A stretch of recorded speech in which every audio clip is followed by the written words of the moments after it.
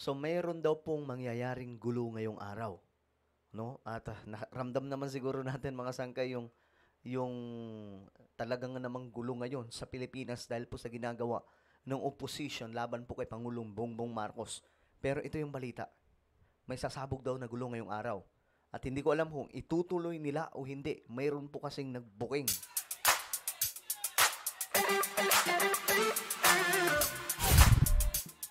Okay guys, ito kasi ang balita ngayon mga sangkay. Mayroon daw pong tatamang malaking gulo ngayon sa Pilipinas. May mga grupo daw na dumating dito sa Metro Manila na maghahasik ng kaguluhan. Nang sa ganun mga sangkay, mapababa daw po si PBBM sa pwesto. So talagang ano sila ngayon, todo effort. Kasi alam nyo guys, ilang tulog na lang, marami na po ang makukulong. Bago po Pasko, marami na po ang matutulog sa kulungan.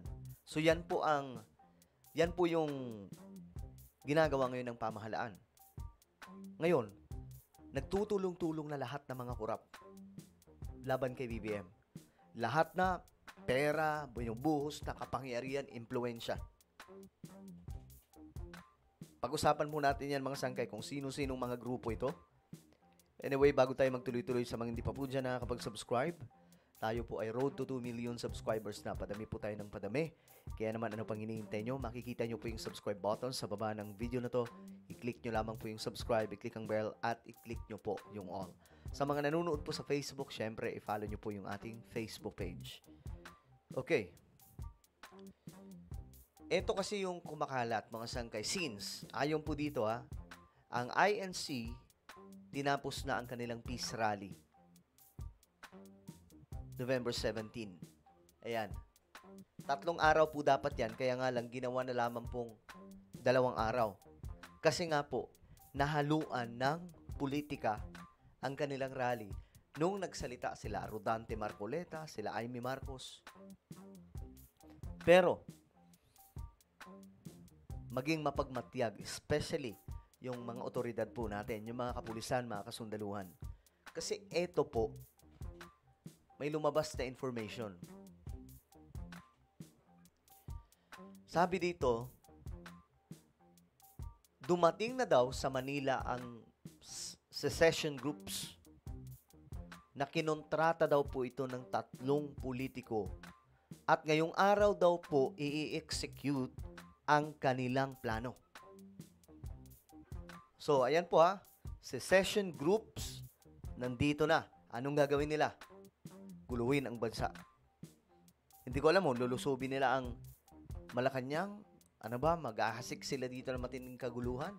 Pero, alam nyo guys, kapag ginawa nila yan, baka umabot sa punto na magdeklara ng martial law.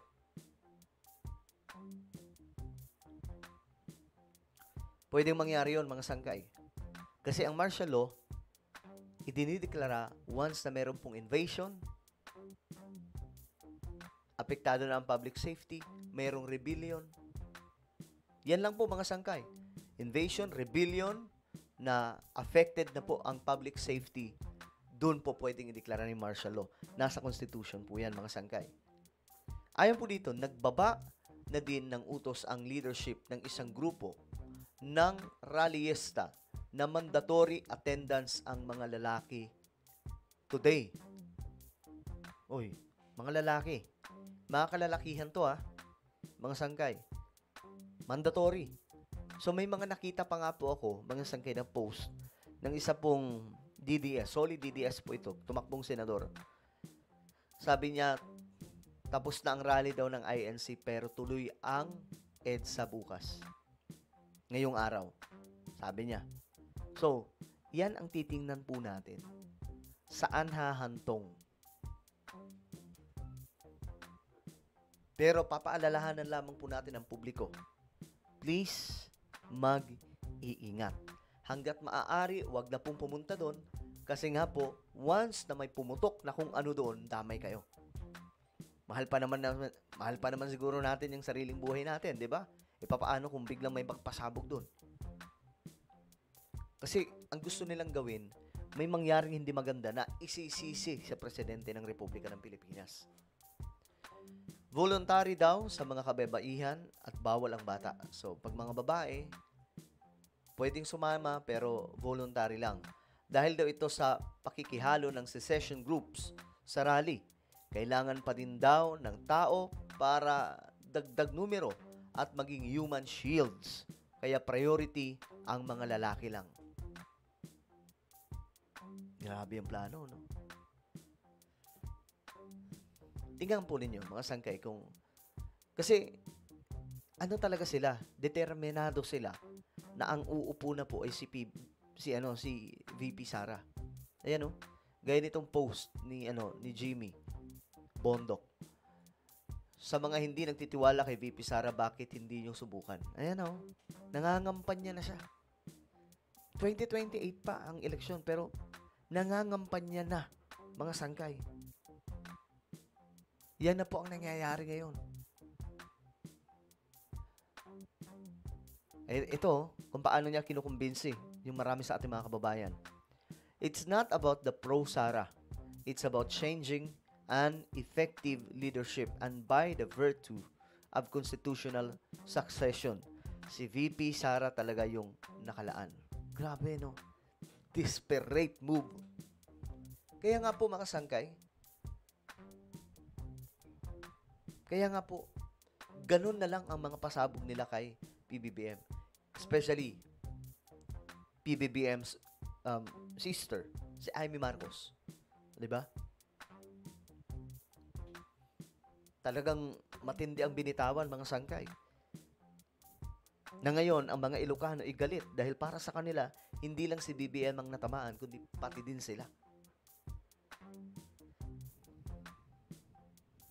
Ngayon, mga sangkay, magiging successful lang ito kung ang mga sundalo ay papanig sa kanila. Ang problema, sinabi na po mismo ng mga sundalo, I assure the public that armed forces will not engage in any action that violates the Constitution. Not today, not tomorrow, and certainly not under my watch.